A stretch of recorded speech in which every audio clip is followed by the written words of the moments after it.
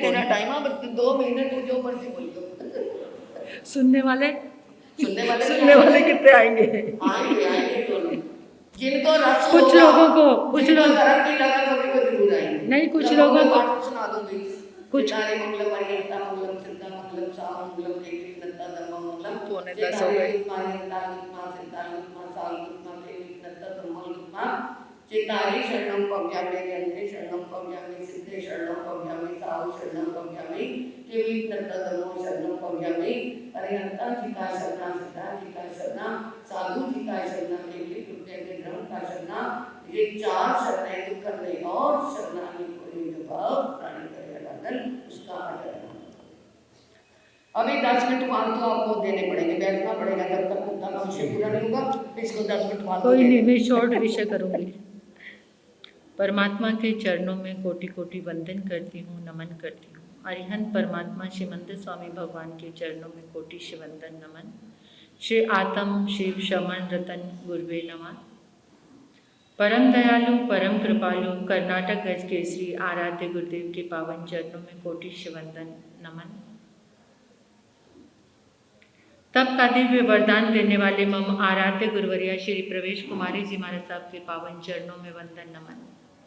311 उपवास द्वारा जिन शासन की प्रभावना करने वाले गुरनी मैया के चरणों में वंदन नमन।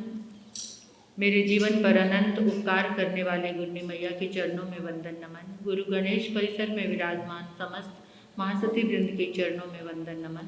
स्नेह प्रिय छोटी साध्वियाँ, गुरु गणेश दरबार में आए गुरुदेव के परमात्मा के प्यारे प्यारे भक्तों, हृदय के आंगन में आप सभी का स्वागत, अभिनंदन, मंगल कामनाएं आप सभी के लिए। पर्युषण महापर्व का ये 7वां दिवस हमारे जीवन में धर्म का उल्लास, धर्म की सुवास और धर्म का प्रकाश लेकर आया है। जीवन को सुगंधित, प्रकाशित और सहज हल्का बनाने के लिए परवादिराज की आराधना चल रही है। इतने अद्भुत उन चरित्र आत्माओं को आप सुन रहे हैं कि एक पलक भी नहीं लगता था और सब कुछ छोड़कर बाहर आ जाते थे। तो आज छोड़ने का ही एक विषय लेकर मैं भी आपके सामने आई हूँ, जो हमारा आज का विषय है। दान से दरिद्रता और दानवता मिट जाती है। दान से दरिद्रता एक तो बाहर की है और एक आत्मा की दरिद्रता है। आत्मा से जब ये जीवात्मा दरिद्र होता है तो भवों भवों का भ्रमण करता है, और लौकिक रूप में जब इस जीवन में दरिद्रता आती है तो वहाँ एक एक पल भी कितने भवों के समान लगता है। तो आज के जीवन का जो मौलिक कर्म है, जो हमें पवित्रता और सुख दे सकता है, वो मौलिक कर्म है दान। दान ब्रह्मा के दरबार शक्ति 3 खड़ी, ब्रह्मा के दरबार शक्ति 3 खड़ी, देव मनुज दानव शक्ति 3 खड़ी, देव मनुज दानव शक्ति 3 खड़ी। ब्रह्मा जी उपदेश सुनाओ, हमको भव से पार लगाओ। ब्रह्मा जी उपदेश सुनाओ, कल्याण का कोई मार्ग बताओ। हो जाए भव से पार शक्ति 3 खड़ी, हो जाए भव से पार शक्ति 3 खड़ी। ब्रह्मा जी उपदेश सुनाए, तीनों का कल्याण कराए। सुनो हमारी एक बात, शक्ति 3 खड़ी, तीनों को एक संदेश शक्ति तीन खड़ी, देव दमन दानव को दया है। क्या कहा ब्रह्मा जी ने? देव दमन दानव को दया है, मनुज बने दातार शक्ति तीन खड़ी। अरे मनुज बने दातार शक्ति तीन खड़ी। ब्रह्मा के दरबार में आकर तीन शक्तियां खड़ी हो गई और विनती करने लगे कि हमें कल्याण का कोई मार्ग बताओ। ब्रह्मा जी ने कहा, सुनो, वो तीन शक्तियां कौन है? देव, दानव और मनुष्य। तो ब्रह्मा जी कहने लगे, अगर तीनों ही अपना कल्याण करना चाहते हो तो सिर्फ एक ही बात जीवन में अपना लो, और वो सब द से शुरू होता है। तो उन्होंने कहा कि देव तुम दमन करो, तुम दमन करो, दानव तुम दया करो, और मनुष्य तुम दातार बनो, तो तुम्हारे जीवन का कल्याण हो जाएगा। आप अपने जीवन में, आपके अनुव्रत हैं या हमारे महाव्रत हैं, तो उसमें अगर दोष लगता है तो हम प्रायश्चित करते हैं। हिंसा का प्रायश्चित करते हैं, असत्य का, झूठ का प्रायश्चित करते हैं, चोरी का प्रायश्चित करते हैं, अब्रह्म का सेवन हुआ है तो उसका भी हम प्रायश्चित करते हैं। और परिग्रह का प्रायश्चित क्या है? परिग्रह का प्रायश्चित दान है। परिग्रह संपत्ति आपने कमाई, उसमें 18 पापों से आपने संपत्ति को कमाया, तो उसका प्रायश्चित दान है। उसमें जितना पाप हुआ है, पाप से छूटने का प्रायश्चित दान है। धन ज्यादा हो गया इसलिए दान मत करना। धन को कमाने में पाप बहुत ज्यादा हो गया है, इसलिए दान करना। देखिए, एक पाप आपसे होता है संपत्ति कमाते हुए, तो उसका प्रायश्चित दान हो गया, और एक पाप हमसे होता है इस देह से, क्योंकि यहाँ कमाने की तो कोई बात है ही नहीं, और यहाँ तो देह से जो पाप होते हैं उसकी निवृत्ति कैसे हो? अभय दान देकर। दानों में श्रेष्ठ अभय दान। लेकिन गृहस्थ में तो धन कमाते हुए पाप होगा ही होगा, तो उस पाप से छूटने के लिए धर्म कर रहे हो वो दवा है, पाप जो हो रहा है वो रोग है। अब कुछ ऐसा करना है कि रोग बिल्कुल ही खत्म हो जाए।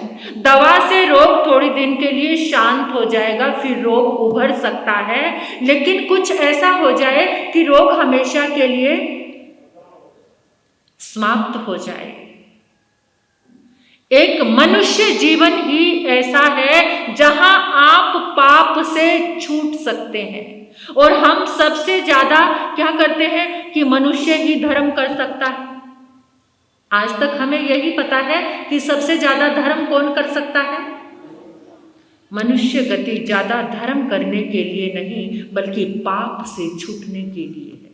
सिर्फ एक यही गति है जो पाप से, जिसमें छूटा जा सकता है, जिसमें हम पाप छोड़ सकते हैं। देवता हमसे ज्यादा धर्म करता है, कर सकता है। आप कहेंगे कैसे? देवता एक ही समय में 170 देवाधिदेव की देशना सुन सकता है, अभिज्ञान का उपयोग लगाकर। और आप तो देखते ही हैं कि शक्रेंद्र रोज तीर्थंकर की, चिमंदर स्वामी भगवान की उपासना करने, वंदन करने देवता पर उपास सकता है। त्रियंच भी मैंने कितने लोगों से देखा और सुना है कि एक धर्म सभा में एक कुत्ता आता था और वो रोज एकाशना करता था। लोगों ने एक्सपेरिमेंट किया, सुबह शाम कुछ खिलाया, वो नहीं खाता था। इंदौर में किसी के घर कछुए थे, जीवंत कछुए पाले हुए थे। वहां पर अभय जी पोखरना, उनके घर में आज भी कछुए होंगे। 8 दिन तक रोज सुन सुन के वो कछुओं को इतना अभ्यास हो गया कि वो 8 दिन में पर्युषण महापर्व में कोई भी हरी पत्ती नहीं खाते, रात्रि में पानी नहीं पीते, केवल सुन सुनकर कि पर्युषण पर्व आ गए हैं। और उनके अंदर भी वो भाव, क्योंकि वो सालों साल का अभ्यास उनके जीवन में भी आ गया। त्रियंच भी धर्म कर सकता है, लेकिन देवता पाप से छूट नहीं सकता, पाप से छूटने का प्रत्याख्यान नहीं कर सकता, देव गति से मोक्ष में नहीं जा सकता। त्रियंच भी मोक्ष में पाप से छूटने का कोई रास्ता है तो वो मनुष्य भव है। हम सब जो भी आराधना करते हैं, 3 बार करेमी भंते का पाठ आता है, सामायिक लेते हो तब भी करेमी भंते यानी 2 घड़ी के लिए सावध्य योगों से छूट गए। पोषक आप करते हैं, 8 पहर के लिए आप क्या हो गए? सावध्य योगों को छोड़ना, पाप के स्थानों को छोड़ना, पाप से छूटना। इसलिए कल के दिन सभी पोषण कर देना और पाप से कम 1 दिन। ये परमात्मा ने 3 आज्ञा दी है। जघन्य आज्ञा कौन सी है? सामायिक। मध्यम आज्ञा पोषण और उत्कृष्ट आज्ञा साधु जीवन। साधु जीवन का जो करेमी भंते हैं, अभी वहां तक तो पहुंच नहीं सकते, कम से कम संवत्सरी की पोषण तो आप, मध्यम आराधना तो आप सभी कर ही लेना। उपवास सबने करना है। बहुत लोगों का मन का भाव होगा उपवास करने का, लेकिन उस उपवास में आपका पोषण हो जाए तो आप उन पापों से छूट सकते हो। तो केवल एक मनुष्य भव ही ऐसा है जिसमें पापों से छूट सकते हैं। तो आपके जो संपत्ति कमाते हुए सबसे ज्यादा आपसे पाप हुआ है, उस पाप को छोड़ने के लिए दान का भाव। कुछ लोग क्वेश्चन करते हैं, महाराज साहब जीते जी दान का ज्यादा लाभ है या मरने के बाद? जब आप इस दुनिया से विदा हो गए तो आपकी संपत्ति किसके पास? किसके? अब वो संपत्ति किसकी हो गई? आपने तो उसको छोड़कर चले गए, वो संपत्ति किसकी हो गई? आपके बेटे की। अब वो बेटा अगर दान कर रहा है तो सारा पुण्य, सारा लाभ किसको मिलेगा? अगर आप उस संपत्ति को छोड़कर जाते हो तो अपने साथ परिग्रह का पाप लेकर जाते हो। किसका? परिग्रह का पाप आप साथ में लेकर जाते हो। अगर आप जीते जी उस संपत्ति का अपने सामने ही दान करके जाते हो तो आपके साथ निर्जरा और पुण्य दोनों ही साथ जाते हैं। कुछ लोग ऐसे कहते हैं कि मैंने लिख कर रख दिया है मेरे मरने के बाद ये, वो सही नहीं है।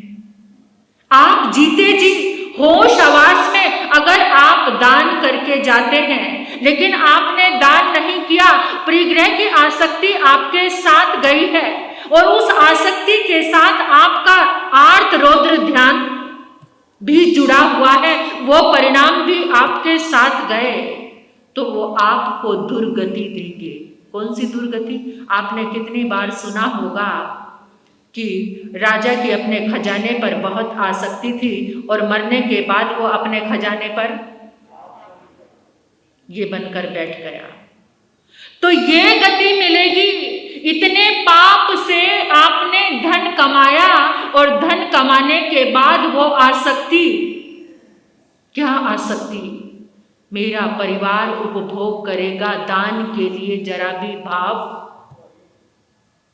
भाव नहीं आया तो वो दुर्गति का देने वाला बनेगा।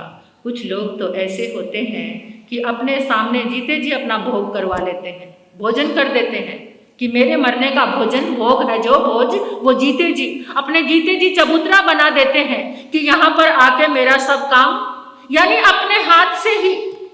कुछ लोग ऐसे भी सदग्रस्त हैं, अपने बच्चे का राज तिलक कर देते हैं, जो उसको देना है दे दिया। इतनी व्यवस्था जीवन में, इतनी व्यवस्था, मैनेजमेंट, ये कौन सी मैनेजमेंट है? धन की मैनेजमेंट। पुत्र को राज तिलक कर दिया, जो उसको देना था दे दिया, जितना अपना जीवन बचा है बिल्कुल थोड़ा सा रख लिया, जिसमें बहुत आसक्ति नहीं है, सारा का सारा और धन नियोजित कर दिया धर्म के कार्यों में। पर्वाधिराज पर्युषण महापर्व में आपका कितनी आसक्ति छूटी है दान देने के लिए। जो दान नहीं करता वो आनंद से अपने मनुष्य जीवन को जी नहीं सकता। दान आपके जीवन को आनंद देता है। ऋग्वेद कहता है कि जो अपनी कमाई का 10% दान नहीं करता, वो धन आपके पास 10 वर्ष तक ही रहता है। 10 वर्ष के बाद अनीति से, पाप से, अनाचार से कमाया वो धन आपका किसी भी रूप में निकल जाएगा। चाहे तो आग लग जाएगी, चाहे कोई एक्सीडेंट हो जाएगा, चाहे कोई भयंकर रोग आपके घर में घुस आएगा कि सारा, मैं सुनती हूं लोगों से, एक बीमारी तकलीफ आती है, 2-2, 3-3 करोड़ रुपया बीमारी में लग जाता है, फिर भी बंदा बचता नहीं है। तो यहां पर अगर आप एक सदगृहस्थ को चाहिए कि उसका धन, अपने धन का कुछ भाग सभी के सहयोग के लिए, इतना हृदय सबको बनाना चाहिए। जन्मों जन्मों की दरिद्रता मिटती है। 4 प्रकार का दृष्टिकोण है दान के लिए। पहला दृष्टिकोण है बरकत। मैं दान करूं और मेरे घर में बरकत पड़े। ये सौदा है, इन्वेस्टमेंट है, ये व्यापार है, और ये व्यापार आपके जीवन को सुखी नहीं कर सकता। ये दृष्टिकोण सही नहीं है। ये दृष्टिकोण आपके कर्मों की निर्जरा नहीं कर सकता। दान देने के बाद भी यही सोचते रहते, देखूं मेरा धन बढ़ा कि नहीं, देखूं मेरा धन बढ़ा कि नहीं। ये व्यापार का सौदा है, बरकत। दूसरा है पुण्य उपार्जन के लिए दान करना। मेरा पुण्य बढ़े, मेरे घर में सारे के सारे रस, मेरी धन संपत्ति, बंगला, कोठी, गाड़ी, ये सब एक से एक अच्छा, सारे के सारे सुखों का मैं उपभोग करूं, केवल पुण्य बढ़ाने के लिए दान करना। तीसरा दृष्टिकोण है यश, सम्मान, सत्कार पाने के लिए, पूरे बाजार में मेरे ही नाम की चर्चा, नाम करने के लिए। कुछ लोगों को रोग होता है ये कि सब जगह, किसी को माला पहनने का बड़ा रोग होता है कि पूरी स्टेज पर मेरे गले में माला पहनाई जाए, सब जगह, अरे दानवीर भामा शाह सेठ के रूप में मेरा नाम आए। ऐसे नाम के लिए दान, पूरा बाजार मेरे नाम से गर्म हो जाए। यश प्राप्ति के लिए दान देना, ये तीसरा दृष्टिकोण है। और चौथा दृष्टिकोण है धन की आसक्ति और लक्ष्मी चंचला है। ये नश्वर है, ये आज मेरे पास है, क्या पता कल रहे या ना रहे। सुना है आपने कितने लोगों को जो करोड़पति थे रोड़पति हो गए, कुछ रोड़पति थे वो करोड़ोंपति बन गए। कहते हैं कि कलकत्ता में एक बहुत बड़ा मंदिर है। कौन सा मंदिर है पता है आपको? वो बहुत बड़ा मंदिर, जिसने वो मंदिर बनाया था, आज उसकी पीढ़ियां बीतते बीतते उसी मंदिर का फोटो दिखाकर आजीविका कमाते हैं। 10-20 रुपए में वो फोटो, उसी बिरला मंदिर, लाल मंदिर, कौन सा मंदिर है मुझे मालूम नहीं मंदिर का नाम, लेकिन इतना पता है कि जिसने वो मंदिर बनाया था, आज उसकी पीढ़ी इतनी रोड पर आ गई है कि उसी मंदिर का चित्र दिखाते हैं। वो चित्र बिकता है तो आजीविका। इसलिए कुछ भरोसा, जब तुम्हारे पास है दान दे दो, लक्ष्मी पीछे पीछे दौड़ी दौड़ी आएगी। लक्ष्मी तो यही कहती है कि जो मुझे छोड़ देता है मैं उसकी दीवानी हो जाती हूं, जो मुझे छोड़ देता है मैं उसकी दीवानी हो जाती हूं, और जो मुझे कस के पकड़ता है मैं उससे छूट कर भागना चाहती हूं। मैं उसके पास नहीं रहती। जो छोड़ देता है। अब चारों में से आपका दृष्टिकोण कौन सा है? अपने आप से पूछो, शब्दों में नहीं कि जो अच्छा है वही बताएं, जो दिल में है वो बताओ कि आपका दृष्टिकोण कौन सा है। आप बरकत के लिए दान देना चाहते हैं, आप पुण्य के लिए दान देना चाहते हैं, आप यश के लिए दान देना चाहते हैं, या फिर आपके भीतर में अनासक्त भाव कि इस धन के कारण मेरा अहंकार बढ़ गया है, मैंने अपने छोटे मोटे रिश्तेदारों को भी पूछना छोड़ दिया है, उनकी पहचान बताते भी शर्म आती है, उनको अपना रिश्तेदार कहना भी छोड़ दिया है। अगर ऐसा अहंकार आ गया है तो ये पतन का कारण है। इसलिए दान करो, दान दो। अगर कोई व्यक्ति कहते हैं कि महाराज साहब चारों ही दृष्टिकोण चाहिए, चारों चाहोगे तो एक भी नहीं मिलेगा, और चौथा चाहोगे तो सारे। चौथा दृष्टिकोण अगर आपके जीवन में आ गया तो चारों आपके पास आ जाएंगे। चौथा जो दृष्टिकोण है वहां उदारता और निर्मलता है। उदारता, पुण्य कब बढ़ता है? जब मनुष्य के अंदर निर्मलता और उदारता आती है, देने का भाव आता है, तब उसका पुण्य बढ़ता है। और जब पुण्य बढ़ता है तो सारे अनुकूल संयोग, अनुकूलता अपने आप ही, कभी भी प्रयास से धन नहीं टिकता। धन टिकता है तो वो पुण्य से टिकता है। और पुण्य कब आता है? जब तुम्हारा हृदय निर्मल और तुम्हारे अंदर देने की उदारता आती है। छोटी छोटी चीजों में आप इतने आर्ग्यूमेंट करते हो। सब्जी वाले, जो ठेले वाला है, 100 रुपए की सब्जी में 5 रुपए घटाने में 5 मिनट बोलते रहोगे।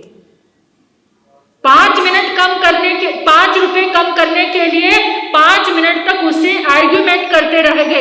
फलाना ठेले वाला तो ऐसे है, वो ऐसे देता है। 5 रुपए तुम उसको ज्यादा नहीं दे सकते, वो मेहनत कर रहा है। एक बहन हाथरस में, एक श्राविका जी, आशा उनका नाम, वो कहती थी कि मैं हमेशा 2 लोगों को 10 रुपए ज्यादा देती हूँ, एक सब्जी वाले को और एक ऑटो वाले को, रिक्शा वाले को। और हम क्या करते हैं? रिक्शा वाले से भी 10 रुपए। कभी आपने सोचा कि आप ताज होटल में जाकर कॉफी पी रहे हैं, वहां भी कभी 100 रुपए घटवा लिया करो। जो फिक्स रेट लिखा हुआ है वो आपको, वहां आप 10 रुपए कम नहीं करा सकते, और बेचारे गरीब से माथा पच्ची करते हो आप 10-10 रुपए कम कराने के लिए। देना सीखो, दुआएं मिलेंगी। आपके समाज में जो भी चीज, जिस चीज की अधिकता है, आपके समाज में कितने लोग ऐसे हैं जिनके पास खाने को अन्न नहीं है, लेकिन वो आपके सामने कह नहीं सकते कि घर की इज्जत चली जाएगी, और आज गरीब का सब मजाक उड़ाते हैं। किसी भी फील्ड में चले जाओ, गरीब का सब मजाक उड़ाते हैं, उसे अपनाने से सब कतराते हैं। धर्म से कोई अमीर है, उसकी कीमत आप किसी की नजरों में नहीं है कि कोई धन से अमीर है, कोई आत्मा से अमीर है। आपने तो पहचान बना ली है कि सम्मान उसी का करना है जो धन से अमीर है।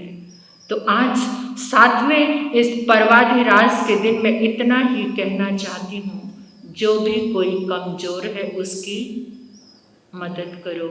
मुझे गर्व है मेरे जिन शासन पर। मदर टेरेसा ने एक बात कही थी कि मैंने हर कौम के अनाथ बच्चे देखे हैं, लेकिन जैन समाज का एक भी अनाथ बच्चा, कितने गर्व की मदर टेरेसा ने कही थी ये बात।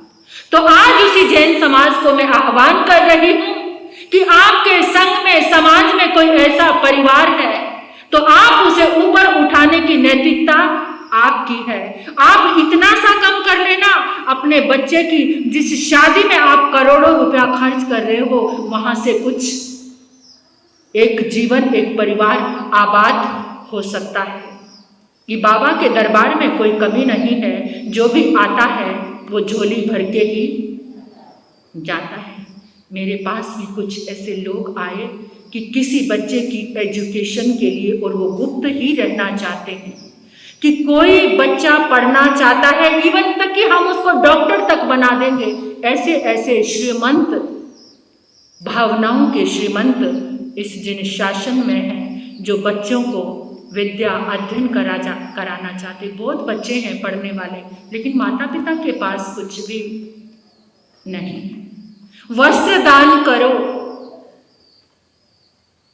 विद्या दान करो, दवाई का दान करो। आपको लगता है कि लीगल तरीके से हमारा कोई मिसयूज ना हो, तो वो तरीके भी आपके सामने हैं। डायरेक्ट स्कूल में फीस भिजवाओ, जिसका कोई मिसयूज, मूक पशुओं के लिए दान करो, साधु संतों की व्यया वच के लिए दान। कभी मन में भाव आता है महाराज साहब को पात्र बहराएं, कोई उपकरण बहराएं, साधु जीवन का ओगा है, पात्र है, कोई चीज उनको बहराएं, ये भाव कभी जागता है आपके अंदर? कितने लोग तो ऐसे होंगे आज तक किसी ने पात्र दान भी नहीं दिए होंगे, महाराज साहब की व्ययावच की कोई सेवा नहीं की होगी।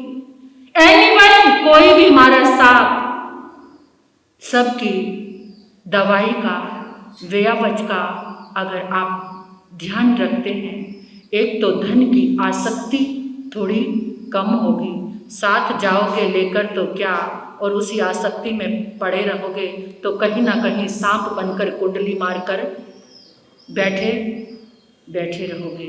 उस जहर से बच जाना, उस जहर को अपने जीवन में आने मत देना। दान जो जीवन में करता है, दान जो जीवन में करता है, सारे सुख वो पाता है, दारिद्रता को मिटाता है, दानवीय भावों को वो मिटाता है, क्योंकि धन आपको दानव बनाता है। और जब धन का तुम दान करते हो तो तुम मानव, श्रेष्ठ मानव बन जाते हैं। बहनों से कहना चाहूंगी कि साल में एक साड़ी मत खरीदना, 500 रुपये भी हर बहन दान निकाले, किसी की दवाई के लिए, किसी की पढ़ाई के लिए, या यहाँ पर जो श्रावक जी आए हुए हैं अभी भी, उनके लिए, तो कितना कुछ। इस दान को सुनकर खाली मत जाना। संघ साधु संतों की व्यवस्था करता है, चातुर्मास कराता है, हर एक घर की जिम्मेदारी बनती है। जितना भी आपसे बने, किसी के भावों का एक भी 1 लाख के बराबर है।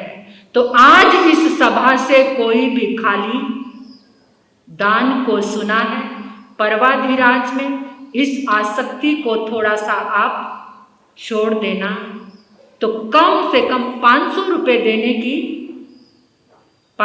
देने की तो हैसियत कम इतना दान आप जरूर करके दाना, सबको दुआएं मिलेगी, जन्मों जन्मों की दरिद्रता से मुक्त हो जाओगे। भाव जोड़ लेना। दान करके कभी पश्चाताप मत करना, दान करके कभी नाद मत करना।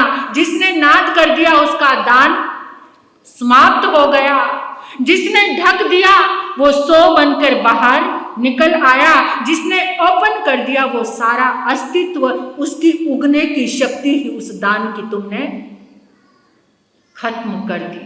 इसलिए ढका हुआ दान आपके जीवन की दरिद्रता को, जन्मों जन्मों की दरिद्रता को समाप्त कर देता है।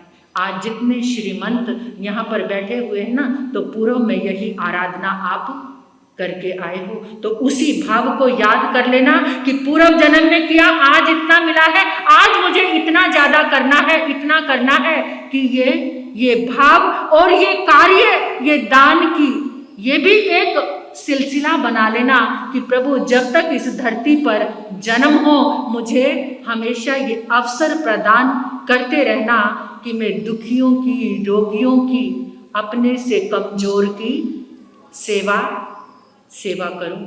वही अच्छा सच्चा नागरिक है। तो इसलिए जो भी दान करेंगे मैं उनका पहले से ही धन्यवाद, शुक्रिया अदा करूंगी। सुंदर भावों की ज्योति आज अपने भीतर जला कर ले जाना और इसे कभी बुझने ना देना। दान की इस ज्योति को कभी भी बुझने मत देना। अरे 8-8 करोड़ के, 10-10 करोड़ के, 50-50 करोड़ के दहेज आए, दहेज उस समय के वो 50 करोड़, आज के तो अरबों खरबों मिलियन, पता नहीं कितना होगा।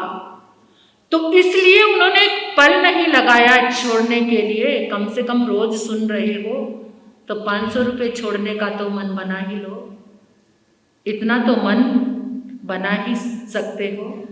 संघ चातुर्मास कराता है, चातुर्मास की गतिविधियों में बहुत सारा दान की आवश्यकता होती है। आज आप अपने आप को टटोलो कि चातुर्मास के बीच में जिसने इतना सा भी दान नहीं दिया, तो आज संघ को दान दो। जहां जहां आपका मन टिके, दवाई के लिए दो, पढ़ाई के लिए दो, किसी के वस्त्रों के लिए दो, किसी को अन्न दान देने के लिए दान दो, लेकिन दान जरूर। ब्रह्मा जी ने कहा, मनुष्य मुक्ति पाना चाहते हो, अगर सच्चा सरल जीवन पाना चाहते हो तो दान, बोलो दान, दान दोगे सब देंगे।